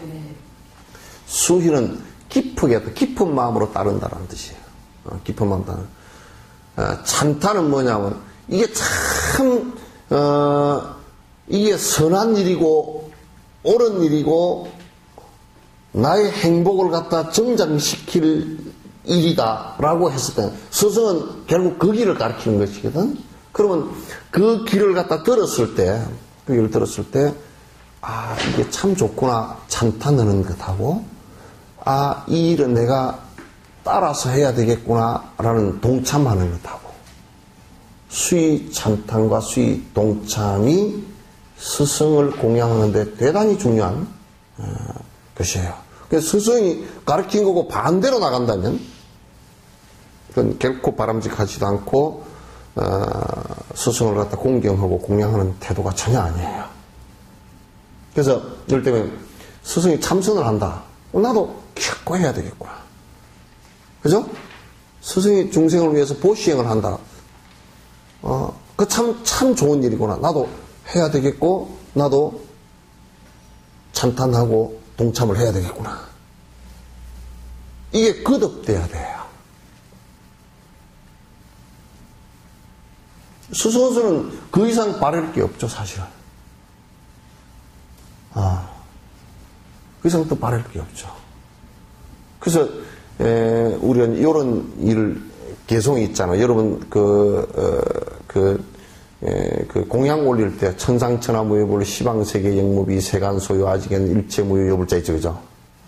천상천하의 무효불, 부처님 같은 분이 안 계시네. 시방세계 영무비라, 시방세계를 다 둘러봐도, 그렇다. 마찬가지다. 세간소유, 아직견, 이 세상 있는 바를 내가 전부 다 관찰해서 살펴봐도, 일체 무효불자, 일체 모두 부처님 같은 분이 계시지 않네. 이건 찬탄이라고. 스승에 대한 찬탄이기도 하고, 그 스승에 대한 찬탄을 하면서 이제 그게 참불가야. 스승에 대한 찬탄의 노래가 이제 참불가들이라고. 기독교에서 이제 예수님에 대한 찬탄이 찬송이죠. 그래서 그 찬탄하는 것이 이제 굉장히 중요한 덕목 가운데 이제 하나가 돼요. 그럼 왜냐하면 찬탄을 함으로써 내가 칭찬하고 내가 찬탄하는 길로 내가 가게 돼 있으니까 내가 거부를 못 하게 돼 있단 말이야. 그래서 세상사의 우리가 정치적인 일이라든지 이런 것들은 찬탄을 했다 손치더라도 그게 허망한 것이어서 금방 또 뒤집어져서 잘못되기 쉽고 이렇게 되기 때문에 그거는 상대적 비교일 뿐이고 상대적 찬승이라든지 이런 정도이지 이제 종교적으로는 수행적으로는 수위 찬탄하는 것, 수위 동참하는 것이 그건 자기 수행에 도움될 뿐만 아니라 스승을 공경하는 아주 중요한 법 가운데 하나다. 이렇게 이제 보셔야 돼요. 그래서 우리가 여러분 스승에게 예경하는 것과 그 다음에 공양하는 것 충분히 설명드렸죠, 그죠? 그 다음에 내가 내 삶의 태도를 갖다 바꾸겠다는 참회지. 그 다음에 스승이 잘 하고 좋은 일 하는 모습을 또 수행하는 모습을 보고 내가 아주 기쁜 마음으로 찬탄하고 기쁜 마음으로 따라하는, 그래서 점점 수행의 길로 나아가는 이런 모습이 공양의 모습이에요. 다섯 번째는요, 권청법이에요. 권청법인데 요건 암경에 근거를 하고 있습니다. 그냥 범천의 권청이다. 그래서 이제 그 경전 암경 자체에서 작은 그 품어로 되어 있기도 하고 그 챕터로 되어 있기도 하고 또는 부처님 일대기를 쓰면 꼭 이게 들어가는 제목이기도 합니다. 그 부처님께서 깨달음을 이루시고 가만히 관찰해 보시니까 세상 사람들은 전부 다 욕심을 부리는 것을 갖다 행복이라고 생각하는데 당신이 깨닫고 나서 보니까 욕심을 부려가지고는 절대 완전한 행복이 오질 않는다 그런 얘기죠. 오지 않으니까 그럼 욕심을 버려야 오는데 욕심을 버리라고 하는 것은 여지껏 사람들이 얘기한 적이 없어. 사람들이 추구해오던 행복의 방식이 아니야. 그러나 여지껏 사람들이 추구해온 행복의 방식은 그렇게 해가지고는 행복해질 수 있는 가능성이 1%도 없어. 0.1%도 없어. 그러니까 그러나 이제 이 얘기를 하긴 해야 되겠는데 이 얘기를 하려고 하니까 아직 아무도 한 사람이 없고 그 토대가 없어. 그래서 당신이 이거 이 얘기를 해봐야 이게 다들 도망가 버리고 한 몇 사람한테 얘기를 했어요. 지나가는 장사꾼한테도 얘기를 해보니까 아이고, 뭐, 수행자시에 당시 거룩한 말씀이긴 같더니 현대 장사하는 사람한테 여러분 욕심을 부리지 마시오. 그러니까 다 도망가 버리고 없겠지. 다 도망가 버리고, 아이고, 뭐, 우리 바빠서 갈랍니다 하고 다 가버리고, 몇 팀을 그렇게 해버렸어. 그러니까 당시 가만히 앉아서 생각해보니까, 야, 이거 이 설명을 포기해야 되는 거 아닌가. 그럴 때 이제, 브라만 범천을 오라클 했던, 범천에, 그, 신장을 오라클 했던 사람이 오셔가지고, 그 법을 갖다가, 설법을 해주기를 갖다가, 범천 자체로, 오라클 하는 자체가 그걸 권하는 거예요. 브라만 아마 종교 지도자였던 모양이에요. 권했어요. 꼭 좀 중생을 위해서 해주십시오. 권했어요. 그래서 이제 설법을 갖다가, 하기로 시작을 해서 45년 동안을 갖다 말씀해 놓으신 것 때문에 지금까지도 우리가 그분의 말씀을 듣고서 수행할 수 있는 계기가 생긴 거예요. 그러니까 다시 얘기해서 뭐냐면 스승에게요. 절대 여러분이 권력을 갖고 있는 스승, 권력을 지향하는 스승에게는 권력을 보고서 따라가지 말고 권력을 여러분께서 자꾸 부추기지 마십시오. 조직의 우두머리가 되는 것은 굉장히 위험한 일입니다. 그래서 그 조직의 우두머리를 갖다 명예를 얻기 위해서, 권력을 얻기 위해서 선거를 해서 돈을 쓰고 하는 것은 이건 스승이 할 짓들이 아니죠. 그죠? 또 그 신도들이 그렇게 거기에다가 협조해서도 안 돼.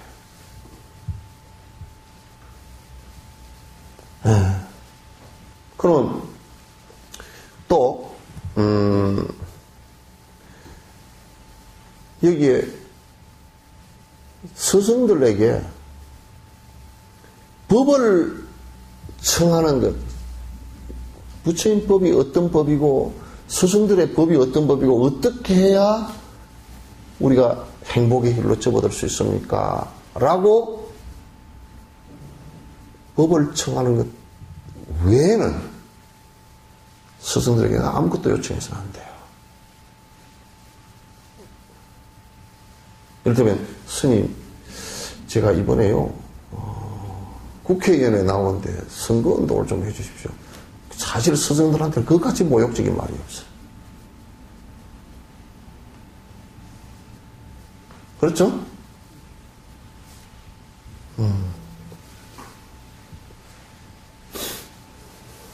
내가 그 얘기를 전에 했더니 죽겠다고 웃더라고요. 어떤 사람이 고동고시 공부를 했어요. 자기로 보면 절실한 얘기예요. 부모로 보면 굉장히 절실한 얘기예요. 우리 애기 고시 합격되게 해달라고 천일 기도를 붙였어요. 그 스님이 부지런히 해줬어요. 그럼 고시 그게 몇 대 몇이냐니까 17대 1이래요. 나머지 17명은 떨어지시오 그 소리거든. 그 스님이 부지런히 내에게 부탁을 한 명이 고시에 합격하고 그냥 자기는 그 소리는 안 했겠지. 나머지 17명은 떨어지셔서 그 소리는 안 했겠지만은 결론적으로 그렇게 돼. 결과적으로는 그렇잖아요. 그죠? 예. 그래요, 안 그래요? 결과적으로는 그렇다고. 나머지 17명은 뭐죠? 그래서 그 스님한테 내가 그랬어. 양 기도해주라 그러거들라. 나머지 17대 1이니까 나머지 17도 다 되도록 행복한 길로 찾아가도록 기도를 하소. 하나만 하지 말고. 그걸 어떻게 창피해 미안해서 하느냐고. 기도 온 사람인데 그러면 해주지만 못 해준다고 얘기하소.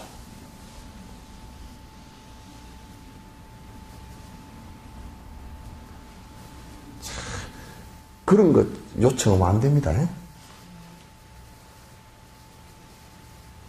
그런 밥 팔아서 죽 써먹는 거라.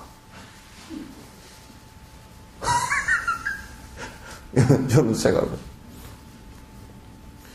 그거는요, 옛날에 아주 중국에 엄청 보급이 있어. 용천금이라는 금이 있었는데 그 금은 탁 베고도 날도 하나 안 상하고 피가 한 방울도 안 묻었죠. 그럼 칼이야. 그 용천금을 가지고 호박 썰고 앉았으면 되겠어요?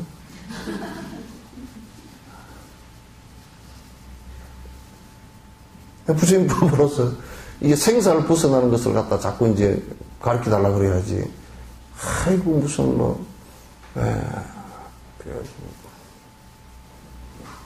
그 요즘에 내가 그래. 결혼 날짜를 받아달라 그래. 결혼 날짜 받는데 나 같은 사람 안 써도 돼요. 그죠? 그 결혼 날짜 받는데 어떻게 받으면 되겠습니까? 그냥 하면 돼. 자기 집안 사정 잘 따져가지고 그냥 하면 돼. 요즘에 비가 와도 별 상관도 없고 별 상관도 없잖아. 옛날에 마당에 있으니까 비 오면 이제 골치 아프지만 뭐. 상관없잖아. 요즘에 뭐 추수를 해가 3년간을 모아놨다 결혼식 시킬 그런 처지들은 아니잖아요. 그죠? 그러니까 그냥 저 집안 편한 날 하면 돼요. 그런데 써먹지 마세요. 예? 스님들 그런데 써먹으면 아주 못 써.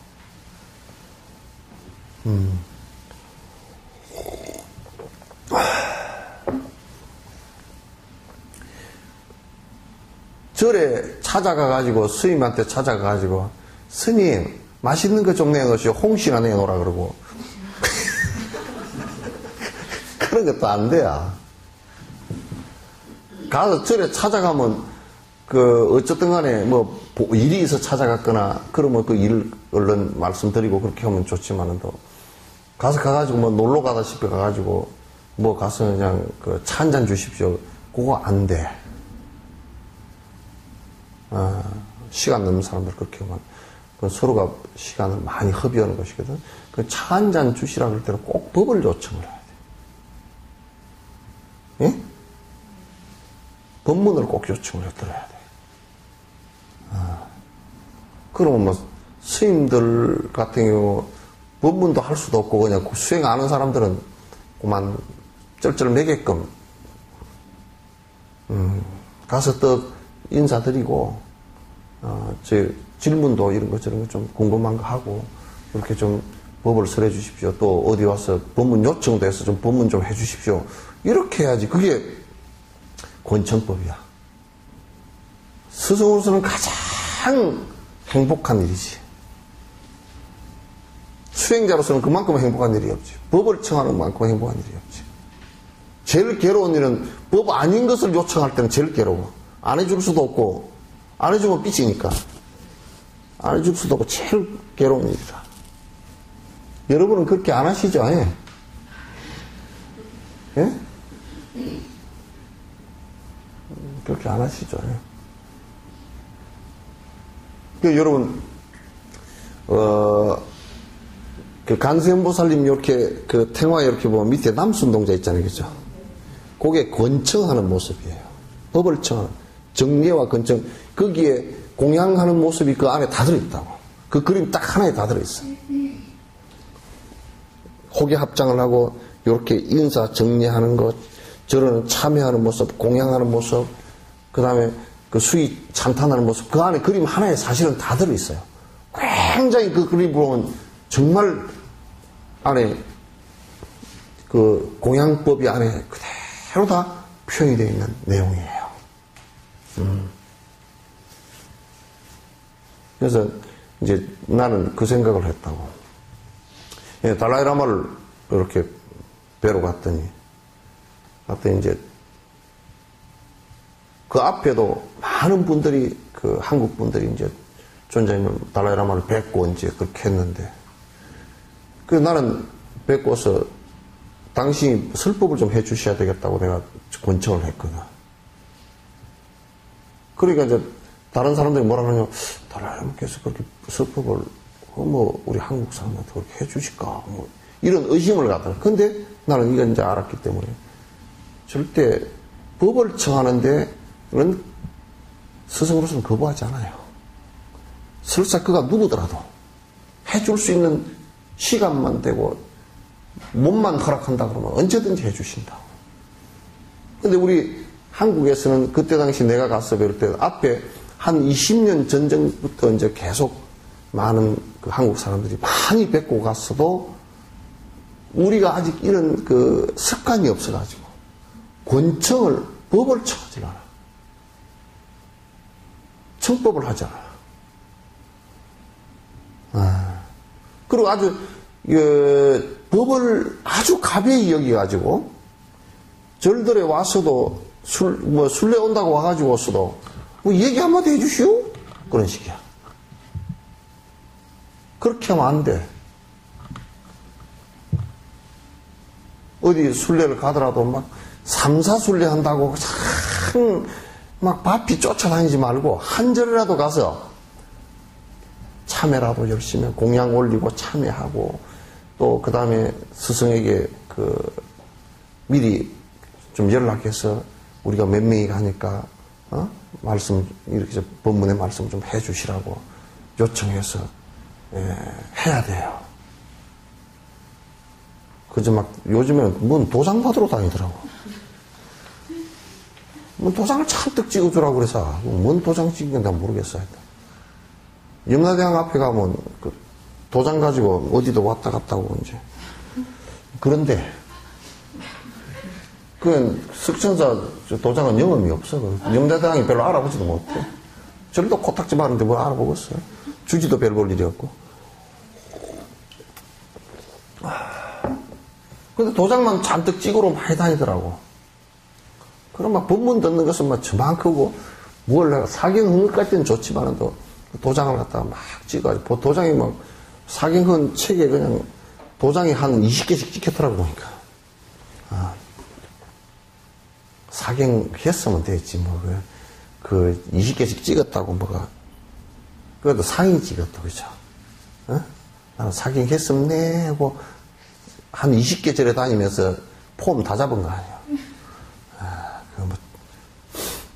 그렇게 하면 안 돼. 그 이제 가서 그 절에 가면 혹 법을 요청해서 이제 그 설법을 듣고 또 이제 설법을 듣는데 보면 이제 지지도 못하는 사람들이 있거든. 엉터리로 하는 사람들이 있거든. 그러면 질문을 해 자꾸. 다시는 그런 말 가지고 못 나오게끔. 내가 옛날에 우스운 얘기 하나 그 전에 남해 보리암 토굴에 있을 때 내가 이제 점심 먹으러 내려와서 이렇게 보리암 지나는데 어떤 그 보살님들이 그 법당 앞에서 막 합장하고 절을 했었잖아요. 그러니까 어떤 사람이 이제 물었어. 어떤 스님한테 스님 왜 합장을 하고 절을 합니까? 딱 그 대답할 때 내가 그걸로 지나가게 됐어. 근데 그 스님이 뭐라고 대답을 하냐면 요거요? 누가 때리려고 그러면 탁 맞기 좋고 탁 여기 좋대. 얼마나 기절을 했는지 몰라.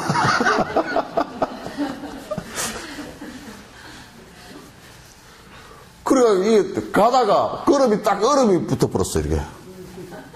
그래서 난 농담인 줄 알았어요. 그 뒤에 이제 그러면 그 농담으로 법을 얘기할 때 농담으로 해서 안 되거든. 그래서 저 양반이 뭐 농담으로 웃기려고 이제 한마디 하고 뒤에 교정을 해줄 줄 알았거든. 근데 안 해줘. 그러니까 한 대여 명 서 있던 사람들이 불교는 무술을 한다더니 합창도 무술 자세구나.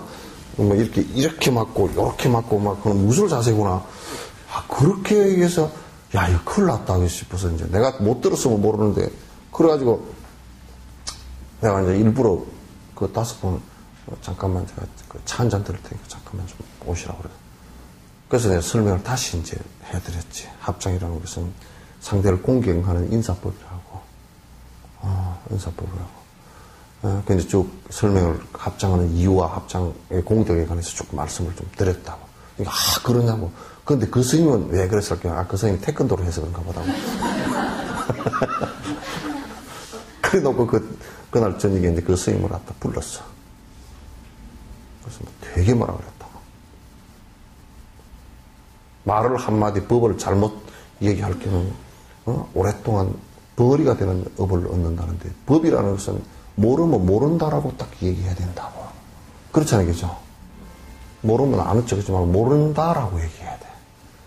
그럼 모른다라고 하면 창피한 생각이 일어나고 공부를 생각이 일어나겠지, 그죠?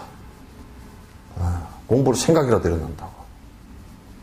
상구 엉터리로 가르치면 지도 엉터리가 돼버리고 남도 엉터리가 돼버리고 그 사람이 또 어디 가서 얘기하면 또 엉터리가 돼버리고 엉터리가 그냥 파장이 져서 몇십 명, 몇백 명이 계속 전수가 될 수가 있잖아. 그리고 많은 사람이 법으로부터 벗어나게끔 어긋나게끔 만들어버린단 말이야. 그래서 스승은 스승에게 꼭 법을 갖다 청해 주는 것이 그게 공양법이고 예의법이에요. 알겠죠? 네. 그런 것도 잘 안 하고 말이야. 스님, 이번에 휴가 있는데 그 전에 놀러 갈게요. 그렇게 하지 마요. 나는 계속 그래. 그럼 깽가리 갖고 오고 장구랑 뚱땅뚱땅 놀아보자 그러고.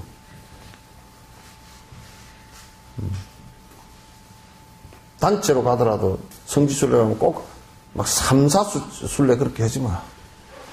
한 군데 가더라도 꼭 거기에서 참회라도 가고 스승 모셔서 법문이라도 듣고 그렇게 또 그 순례를 갔으니까 그 절에 오랜 수행자들의 흔적이 있단 말이야. 수행자들 흔적이 있으면 그 흔적을 보면서 우리가 이런 수행자들이 그 시대를 밝히고 살았구나. 이런 것을 느끼고 오면 얼마나 좋아요. 그죠? 내 신심도 나고. 수행에 도움 되겠죠. 그죠? 그렇게 해야 돼. 그 다음에, 6번째가 이제 소청주세라 그러는데, 2가지 의미가 있어. 하나는 스승께서 세상에 좀 오래 머물러 주기를 갖다 요청을 해야 돼. 여러분들도 부모님께서 이 세상에 좀 오래 살아주십시오. 좀 더 오래 계셔주십시오. 효자들은 다 그러거든. 여기는 다 그렇게 얘기하죠. 대답이 왜 이렇게 시원찮아요? 다 그렇게 말씀하죠. 오래오래 사십시오. 정말 오래오래 사십시오. 속마음으로부터 그렇게 아주 속마음으로부터 그런 생각을 하죠. 근데 안 그런 사람이 많더라고. 아이고, 이 양 그렇게 아플라면 그냥 내가 독한 소리 한다서 그냥 빨리 가시면 좋겠다고 이런 사람은 또 그냥 방치해버려서 빨리 가라고 그냥 간접적으로 해버린 사람도 많고 그래. 이게 부모님도 오래 사시기를 요청해야 되고 스승은 더더욱 스승께서 바른 법을 지닌 스승은 1년을 더 살아주셔도 표본이 된단 말이야. 바로메타가 된단 말이야. 많은 사람에게 이익이 되는 게. 많은 중생에 이익이 되기 때문에 나만을 위해서 그렇게 해달라는 뜻이 아니고 보살행을 일으킨 사람들은 모든 중생을 위해서 사시는 스승이기 때문에 모든 중생에게 이익이 된단 말이야. 그래서 아주 잠깐만이라도 더 오래 계셔달라고 요청을 해야 돼요. 그렇게 또 행동을 해줘야 되고 그렇게 모셔드려야 되고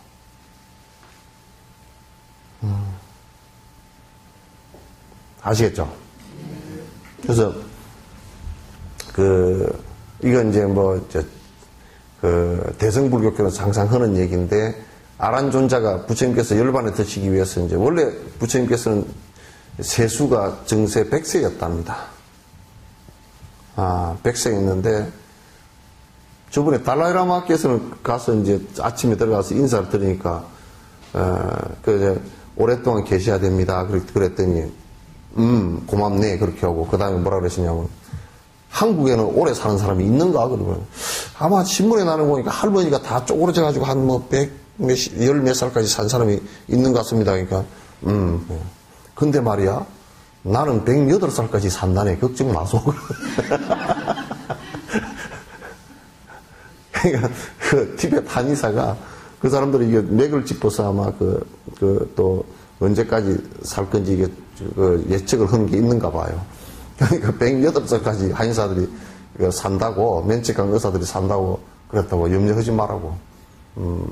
아마 그때까지 살지 않을까? 그렇게 이제 농 비슷하게 이제 웃으시면서 이제 하신 말씀이 있었어요. 부처님께서는 100살이 정수였답니다. 감급 100세였어요. 그러니까 100년마다 한 살씩 줄어드는 감급인데, 그게 감급에 스가모니 부처님 때가 100세였답니다.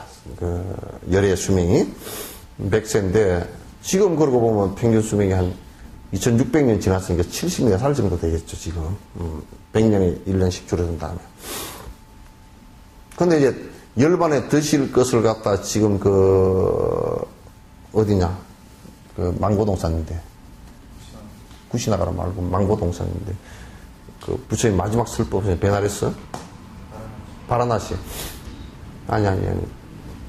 지금 망고동산 있는 아슈카 석수수 있는 거기서 이제 마지막 설법을 하셨거든요. 마지막 설법을 하시고, 거기서 이제 순례를 해서 쿠시나가라까지 가셔서 3개월간 쭉 이렇게 마지막 행로를 하시는데, 그 도중에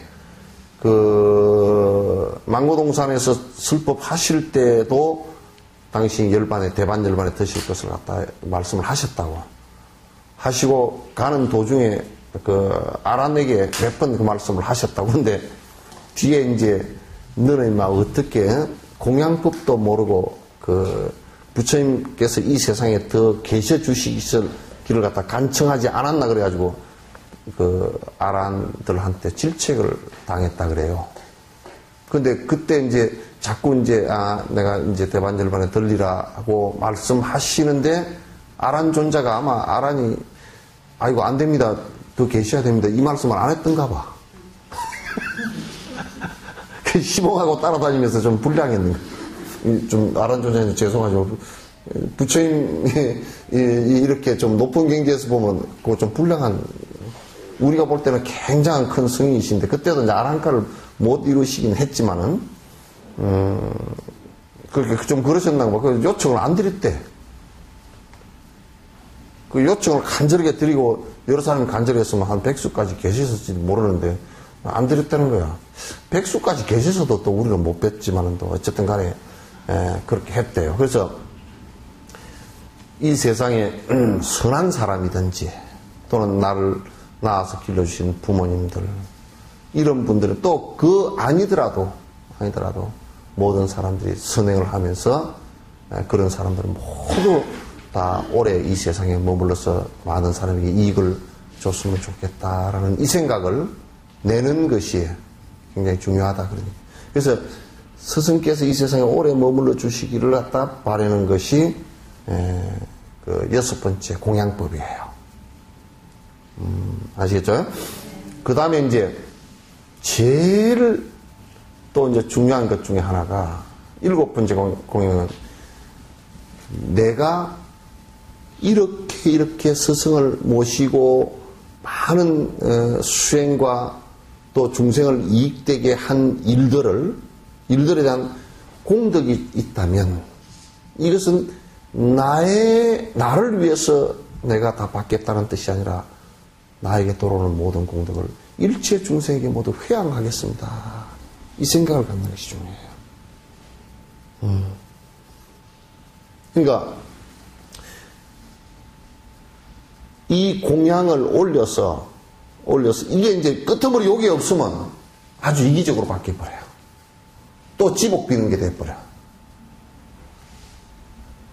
그래서 지금 이와 같은 일을 해서 내가 공덕이 있다면 이것은 자그마한 공덕 하나라도 일체 중생을 위해서 모두 회양하겠다라는 생각을 갖는 것이 또 부처님에게 공양하는 거란 말이에요. 아시겠죠? 이제 내가 요런 얘기가 비유가, 세속적인 요런 얘기가 비유가 되겠죠. 내가 부모님을 잘 모시고 공경함으로써 그 회양은 결국은 자식들에게 된다고요. 내 자식이 그걸 본받죠. 그러면 그건 결국은 행복이 누구한테 돌아와요?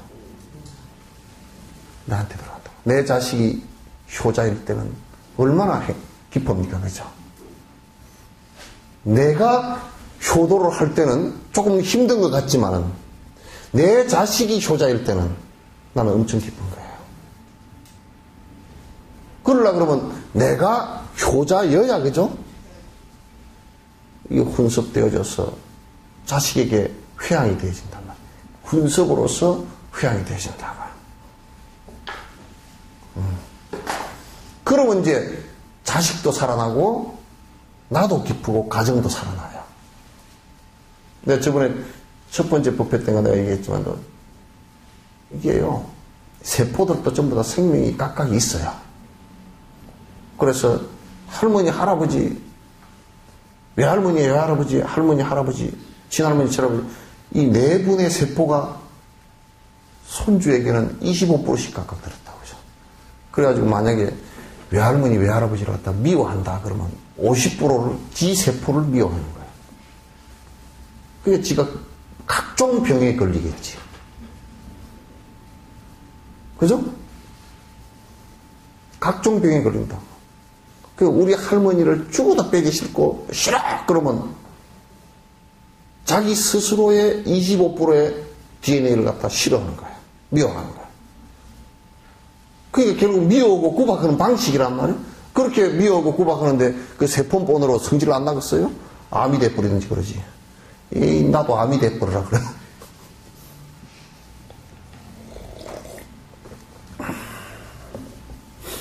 그렇게 되는 거예요.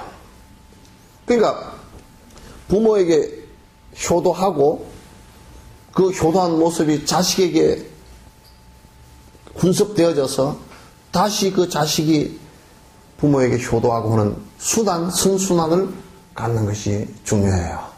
회양이라는 것은 바로 세속적으로는 그렇게 설명할 수 있지만 불가에서는 일체 중생을 위한다라고 하는 것이 아무리 내가 많은 공덕을 짓더라도 일체 중생을 위한 것이라야 그게 결국은 부처의 길로 나아가는 것이란 말이에요.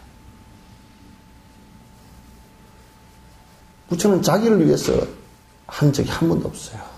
여러분 육바라밀을 전체 보더라도 자기 자신을 위해서 한 게 없어요. 자기 자신의 고집됨을 전부 다 버려야 부처가 될 수 있다는 길을 제시한 것이지. 부처가 된다는 것은 자기 자신의 아상을 두고서는 절대 불가능해요. 고집을 두고서도 불가능해요.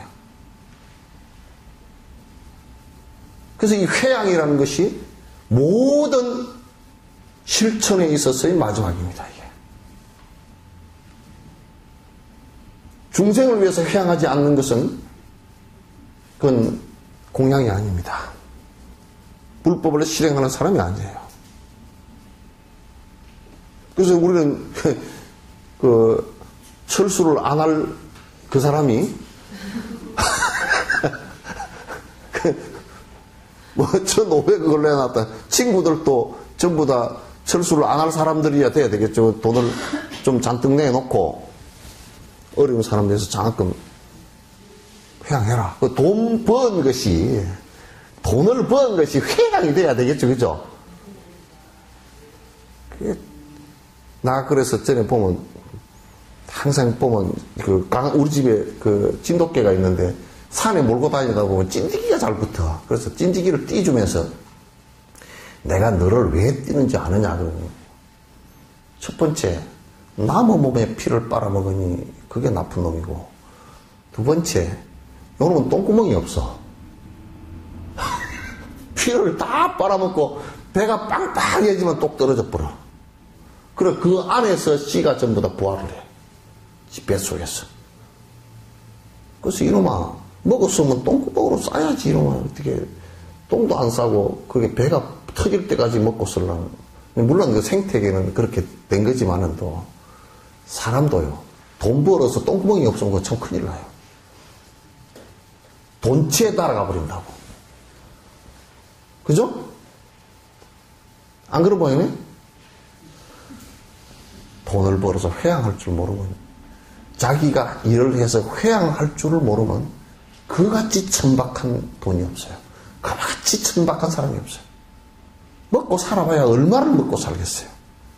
집을 짓고 살아봐야, 내가 그래서 아파트가 10채 있다 그러면 그 사람이 아파트를 10채를 놓고서 오늘 저녁은 이어서 자고 내일 저녁은 저어서 자고 모레 저녁은 그어서 10채를 뺑뺑 돌아서 한 달에 한 번씩 열흘에 한 번씩 돌아오게끔 그렇게 바삐 집을 돌아다닐 필요도 없는 거고, 안 그러면 뭐 문어처럼 돼가지고 다리가 한 8개나 돼가지고 한 다리는 이쪽 집에 자고 한 다리는 저쪽 집에 자고 이렇게 할 수도 없는 거고, 집이 10채가 있어야 될 이유가 뭐 있어?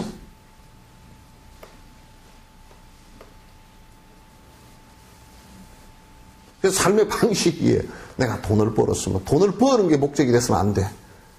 회양을 하겠다는 다른 생각을 해야 돼. 그것도 제일 중요한 것이 그 돈이 꼭 필요한 어려운 사람들에게.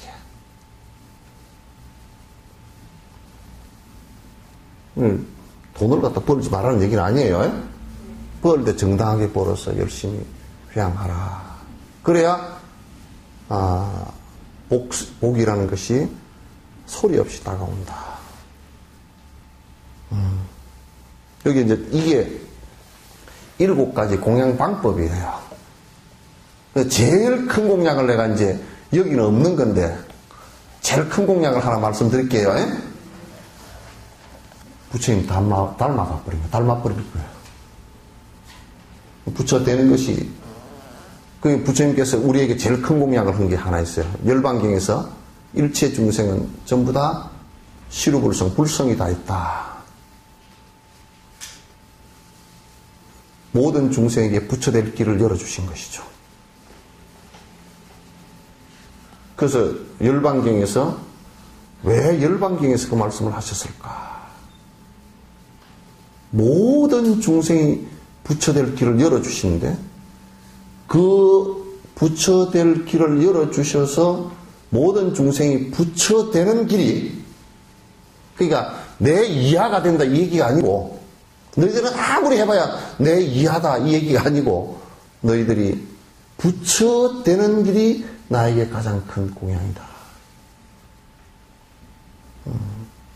세세생생 어느 생인가는 여러분들이 수행을 해서 나와 똑같은 사람이 돼서 이 세상에 가장 위대하고 행복한 사람이 되는 것이 나의 소원이다. 그 얘기예요. 그리고 그 자체가 나를 가장 위하는 길이다.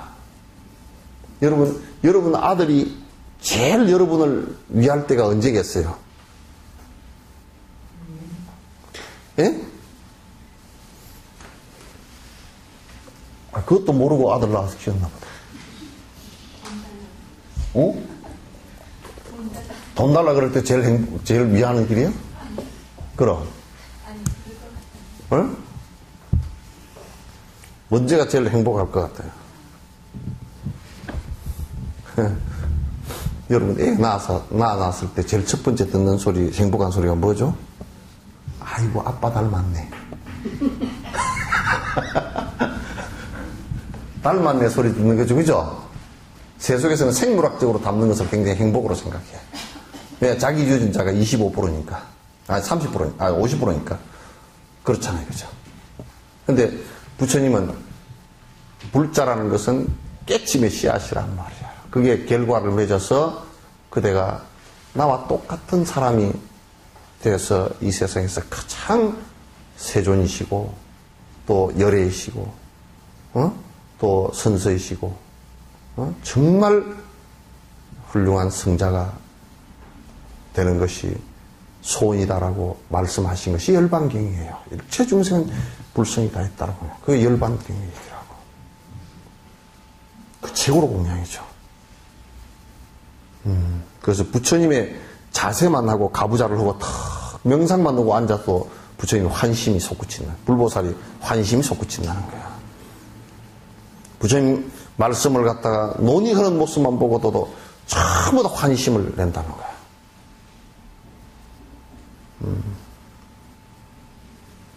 그런데 우리나라 절들에는 부처님께서 오셔가지고 환심을 내실지 안 내실지는 여러분 한번 생각해 보시기 바랍니다. 질문 있으면 하십시오. 네. 질문 다. 지난번 주셨는데요. 네. 그 지수행을 완성하게 되면 네. 몸의 경환이 먼저 일어나고 마음의 경환이 일어난다. 그렇게 통역을 하더라고요. 그렇지. 근데 이제 본인 따뜻한가 여기 쓰리는 보니까 마음의 경환이 먼저 일어나고 그리고 몸의 경환이 일어나고. 아, 이제 가벼운 몸의 경화는 벌써 그 지수행을 이제 하기 시작하면 사실상 그 몸이 이제 그 경환이라는 수준이 아주 몸과 마음이 아주 가벼워지는 상태입니다. 그러니까 음력이 짓누르는 것이 많이 사라져버린 상태예요. 그래서 사실상 그냥 사실 앉아주는 1시간만 앉아줘도 가벼운 경화는, 간단한 경화는 일어나요. 금방 사라지긴 하지만은도. 그러죠. 여러분도 기도 좀 집중해서 잘 하고 나도 그래도 좀 편안하죠. 그죠? 마음도 조금 편하고 일어납니다. 근데 거기서 경환을 얘기한 것은 구주심 가운데 8주 구주를 넘었어야 되는 것 같아요. 그래서 이제 몸과 마음이 사실상 여러분이 얘기할 때 몸의 경환이 먼저 일어나고 마음의 경환이 뒤에 일어난다. 또는 마음의 경환이 먼저 일어나고 몸의 경환이 먼저 일어난다. 경환이라는 것은 아주 몸이 가볍고 마음도 가볍고 아주 편안한 상태를 얘기하는 거예요. 근데 그게 두 가지가 거의 동시에 일어납니다. 동시에 일어납니다. 그러니까 구주심에서 이제 그 기실론에 나오는 구주심 있죠, 그죠? 구주심이 있는데 그 구주심의 제일 첫 번째가 바깥으로 향해 있던 마음이 이제 자기 안으로 이렇게 들어오는 것을 내주부터 시작해요. 시작하는데 그게 이제 8주 구주가 넘었으면 사실은 그 몸과 마음의 경환이 일어나고 그 다음에 초선정이 구주를 넘어서서 초선정이 이루어질 때는 이제 몸과 마음이 다 경환 상태가 되죠. 그게 이제 첫 산매가 이제 이루어진 것을 얘기합니다. 그래서 이제 그거는 굉장히 깊어요. 깊은 얘기들이에요. 그래서 몸과 마음이 먼저 일어나는 그거는 시비 걸 필요가 없어요. 그건 두 가지가 거의 동시에 몸과 마음이라는 것은 분리시킬 필요가 없습니다. 몸이 가벼워졌다는 얘기에서 마음이 가벼워졌다는 얘기예요. 그런데 가볍다, 무겁다 이 얘기는 뭐냐면 음력에 관한 문제예요. 그래서 이제 정신 집중이 굉장히 되면서 마음 속에서 번거롭게 일어났던 여러 가지 번뇌들이 쭉 가라앉는다는 얘기죠. 가라앉는데 그거는 이제 여러분들도 지금 내 생각에는 지금 지혜품 있잖아요, 그죠? 선정품 들어갈 때 그 얘기를 갖다 좀 깊이 있게 지금 람님이나 또는 아까 꼬무님 바르빠 또 몇 개 논서들 정리된 논서들 몇 개를 가지고 핵심만 이렇게 좀 꼭 해야 될 핵심들을 짚어서 이렇게 지혜품 이제 선정품 할 때 그 얘기를 갖다 할 생각입니다. 할 생각이니까 지금 그렇게 정리를 해주시. 지금 인터넷에 달라이라마닷컴에 들어가서 봤어요? 그 한글로 하는 것도 다 나오죠. 그래서 또 석천사 인터넷에 안 올려놔도 그 속도는 괜찮습니까? 지금 그쪽에 달라이라마닷컴에 다 올려져 있답니다. 그게 올려져 있어서 우리 인터넷에도 올릴 테니까 그 안에 내용을 여러분께서 참고하시면 지금 꼼님 빠르빠 보면서 참고해도 충분히 그 내용이 다 같은 거니까 보시기 바랍니다. 또